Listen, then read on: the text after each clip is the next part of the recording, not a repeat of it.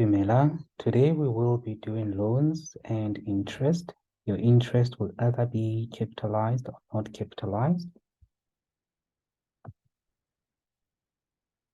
Now, what is a loan? A loan is simply a present obligation that must be repaid with interest at some point in the future. It should be a present obligation, meaning that it should exist. It should be an existing obligation at present. Now, loans can be current and non-current. Remember, current liabilities are liabilities we expect to settle within 12 months. Non-current liabilities are liabilities we expect to settle for a period exceeding 12 months. Now, the current portion of the loan, it's simply the loan amount we expect to pay within the next 12 months after the current financial year end. So whatever we expect to pay within 12 months after the current financial year will simply be a current portion of the loan. The non-current portion is part of the loan that we expect to pay for a period exceeding 12 months. So we expect to pay it over a period exceeding 12 months. Now, as you know, interest comes with the loan. What is interest? Loans attract interest, which is the cost of financing. From our side, we call it the cost of financing. So we can say that interest is a financing cost. It is not an operation cost. It is a financing cost, all right? As a result, we cannot include interest expense under operating expenses. We will include it separately at the bottom of your statement of profit or loss as interest expense or simply finance cost. Institutions that offer loan will charge interest as a reward for the financial risk they are taking for granting loans. What financial risk are these institutions talking about? They face the financial risk of default, loan defaults.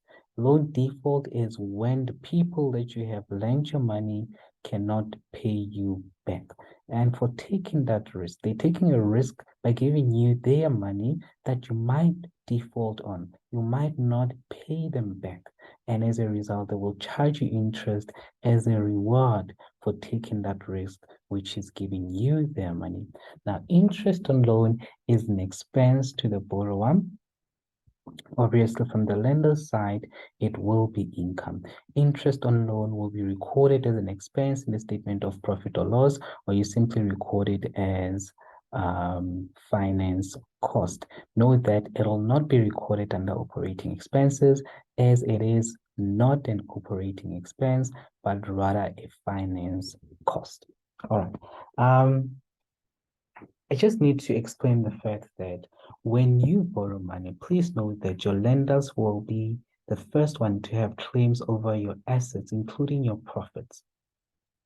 That's why the god of investment, we normally call him the god of investment, Warren Buffett, doesn't believe in investing in companies that have debt. When a company has high debt, we normally say has high financial leverage, high financial risk. And there's this term that goes with all investors that the higher the risk, the higher the return. But the problem is that when you buy such a company and you are a shareholder, you're the last person to get a share of profits. From your profits already, the ones that we record in the statement of profit or loss, you have all your expenses. After all your expenses, the first people that you pay will be interest expense. Interest expense are your lenders. And then you pay your tax authority, and then you're left with the profits. The remaining profits are the ones that you have to share. So ultimately, even with your profits, your lenders will have claims over your profits before you. You have to pay them first before you can even consider paying yourself. And what is the point of being an investor if you cannot get the return from your investment? Or you get a return, but after all the other people have had a share of your return that you worked hard for. So as much as we say financing through loans, it's a good way in a way because you can be able to use someone's money to buy assets and stuff and make more money. The disadvantage is that those people have claims over your assets. And they're more guaranteed to get the share of profits. For as long as you're operating, they will get a share of profits before you. In essence, it will be like you're working for them. Okay. What is this finance cost? Obviously, I did specify that finance cost is a cost of financing.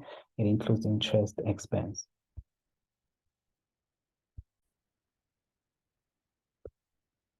Now, that interest can either be capitalized or not capitalized. All right.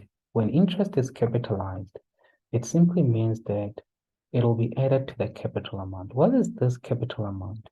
Let's say you need some financing for your business and then you borrow money from a financial institution and the financial institution lends you 100,000.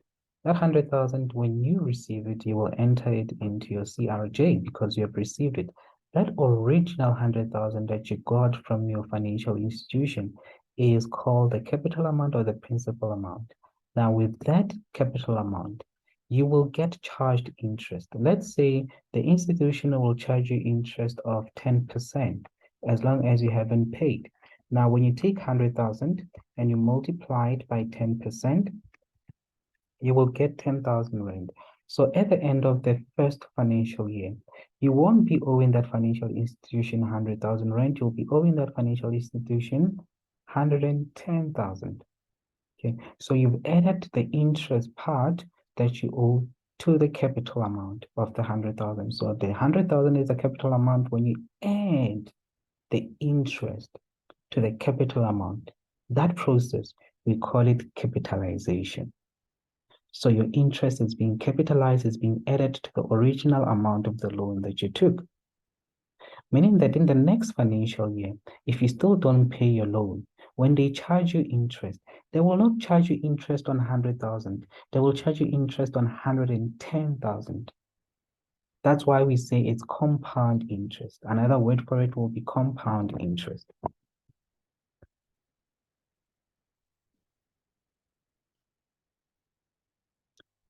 Interest will be added to the original amount of the loan whenever it is incurred. That is under capitalization. If interest is capitalized, the loan repayments made by the borrower will include the capital portion, which is the original amount of the loan, and the interest portion is that 100,000 plus the 10,000. When you add them up, they will give you 110. That's what capitalization means. And from this process, you should have learned by now that interest increases what you will owe your lender. If it's capitalized, it will increase the capital amount that you owe the lender. So interest, as I've said, it's an expense. So when you put this as a general entry, you will debit interest expense and credit the lender, which is the person that gave you the money. In this case, it was loan FNB. Why do we debit interest? Because it's an expense. Why do we credit loan FNB? It's because the liability is going up. We will owe FNB more money. And liabilities, when they increase on the credit side.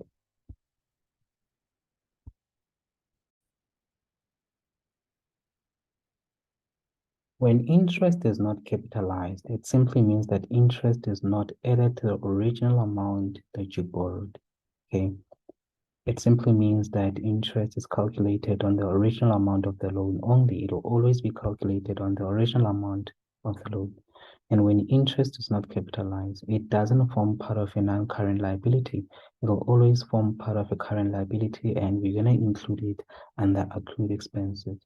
Remember, a current liability is a liability we expect to settle within 12 months. Okay, so that interest will be a constant amount every year. Unlike when it's compounded, it depends on how much interest has been added to the capital amount. But when it's not compounded, when it's straight line, when it's simple interest, it'll always be the same amount of interest every year. Now, interest incurred will be paid fully and will not be added to the original amount of the loan. Any outstanding interest will be recorded as accrued expense, so interest on loan. Accrued expense is a current liability and will have to be recorded under trade and other payables. And this is how you will enter interest when it's not capitalized, and it's accrued. You will debit interest expense, which is 1,500. If it's paid, you will credit bank. Now, please note you debit interest expense because your expense is going up. That's why we're debiting it. And you credit accrued expense or bank because, let me start with bank. We credit bank because money is going out of the bank account. And then we credit accrued expense. Accrued expense, that's when we have not paid interest, by the way. We credit accrued expense because it is a current liability. We still owe it. It's an expense that we have incurred, but we have not yet paid it. That's why we credit it. And liabilities, when they increase on the debit side. Understand that part. Remember that interest to be recorded in the statement of profit or loss must be for the current financial year only. Take note of increases or decreases of loan amounts that took place during the financial year. As I have explained this, the current portion of the loan, it is the loan amount or part of the loan amount that is expected to be paid within the next 12 months from the end of the current financial year. So let's say our current financial year ends on the 28th of February 2023. Any amount we expect to pay from the 1st of March 2023 to the 28th of Feb 2024 will be recorded as a current portion of the loan. And the current portion of the loan is a current liability, and it must be recorded under trade and other payables. But I like it when it's actually recorded on the face of your statement of financial position separately so that you can tell that this is the current portion of the loan, and you include it under the current liabilities in your statement of financial position, i.e. the balance sheet. The reason why we're taking it out of the non-current part of the loan is because it will be paid within the next 12 months. That's why we have to exclude it, okay? Let us look at this example.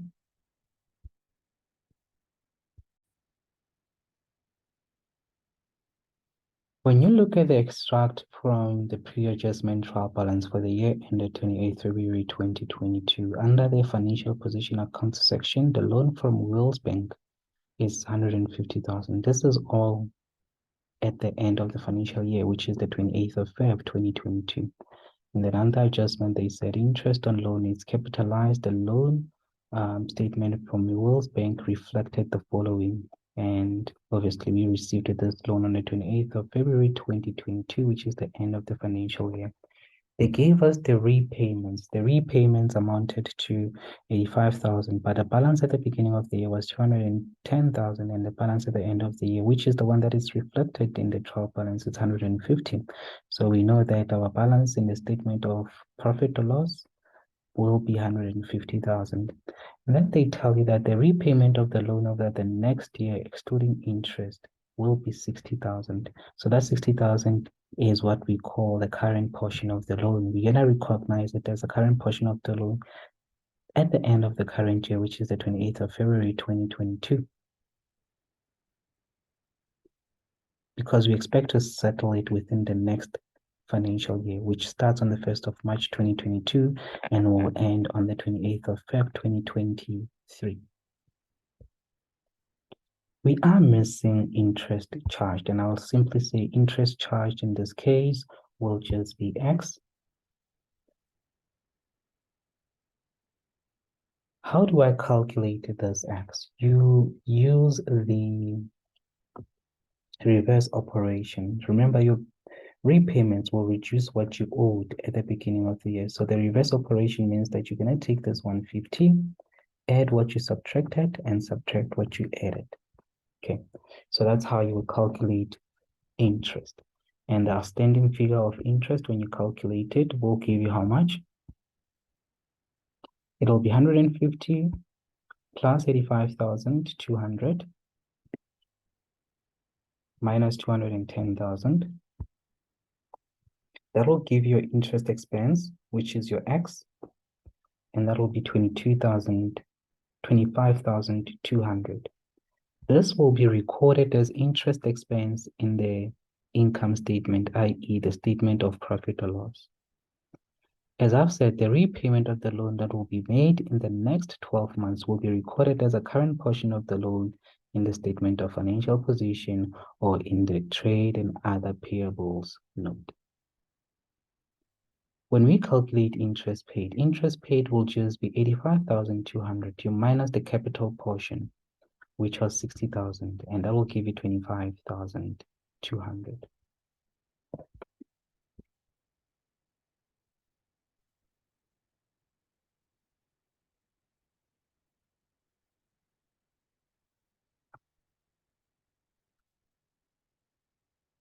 Now, 60,000 will be recorded as payment of the loan under financing activities. Okay, so that's 60,000. Remember, we have paid 85,200 in total. So if you were to prepare the cash flow statement, 25,200 will be recorded as interest paid. And of that 85,200, the capital portion, which is the 60,000, will be recorded under financing activities. Now, if that 60,000 was not given to you, how were you going to calculate it?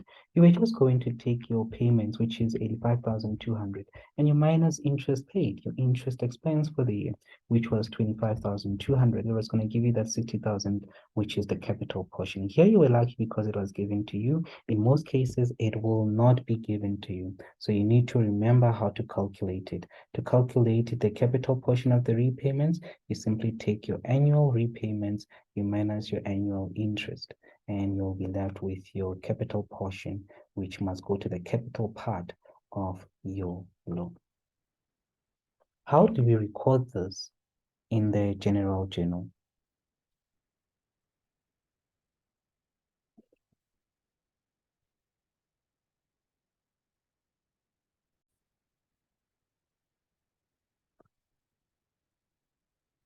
You will debit interest on loan. Remember here, interest was capitalized. So when you credit it, you will credit loan Wills Bank, which was 25,200. It's loan. Wills Bank is the name of the lender, and that will be 25,200. That will be interest for the year. Okay. I did prepare the loan account of Wills Bank. You don't have to prepare this. I did not even give it to you in the notes, so you can leave this out. But I just want to explain what is going on, because it is not necessary to prepare this because the loan amount was already given to you, which was 150,000 Rand, if I'm not mistaken. So you didn't need to show how you calculated that 150, but I'm just going to show it to you using this general ledger account. I will start with the balance at the beginning of the year, which was 210,000. It will be increased by the loan for the current year, which was 25,200. It will be decreased by the repayments for the current year, which will be 85,200. Do you see what the interest on loan has done? It increased the capital portion. That's when interest is capitalized.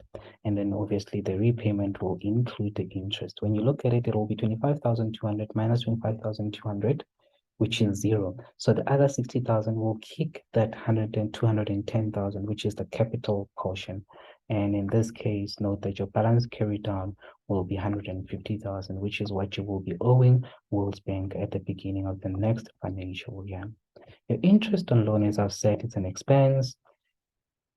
When you look at your answer book, you'll realize that you were given interest in your statement of profit or loss. That interest that appears in the statement of profit or loss, the fact that it's there, it means that it has already been paid.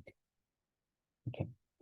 Now, how much was that interest that was given to you in the statement of profit or loss? It was 13,000. It will be increased by this 25,200 from Wills Bank, and the total expense will be closed off against the profit or loss as we have done thus far, which will be 38,200. I don't know why I wrote 38,000 on the left-hand side. That total will be 38,200. Now, when you record this in your statement of profit or loss and other comprehensive income, you will simply to that 13,000 interest expense. Do you see where you record it? You record it just down there Right at the bottom of your statement of profit or loss, just after profit before interest expense, which is 900,000, you will add the 25,200 to get your total interest expense. Now, your total interest expense will be 38,200. You take your profit before interest expense, you minus your interest expense, you will get profit before taxation, which is 861,800. When you look at your statement of profit or loss, under non-current liabilities, you'll start with what you owe Wells Bank at the beginning of the year. I normally started with what I owe at the end of the year. We were owing them 150,000, which is correct. But from that 150,000, you minus the current portion of the loan, and they told you that in the next year, we are going to pay 60,000 towards this loan. So you minus that 60,000 from the long-term liability, because even though it's still 150, but that 60,000 of that 150 is not non-current. Instead, it is a current liability. We are simply going to transfer it we're just moving it from non-current liabilities to current liabilities. Okay. So basically that's 60,000. We're just moving it from there to there. But still, we still owe Wells Bank 150,000. It's just that the 60,000 part of it will be paid in the next financial year. And anything that is paid within the next financial year is regarded as a current liability. And then under current liabilities, you will include trade and other payables. Okay, trade and other payables in this case. All right, let me just explain this. Please note that we have interest on loan, which is 150,000. And that interest, and that amount, 150,000, already in it, there is interest, and we already minus the repayment. However, the 60,000 that we're subtracting it because it is the current portion of the loan. Okay. Now, as I've said, under current liabilities, we'll have trade and other payables, but in this case, I didn't have anything for trade and other payables, so I just leave them like that. Okay, that's it with respect to this particular example. Try this and check out the next video for solutions to that.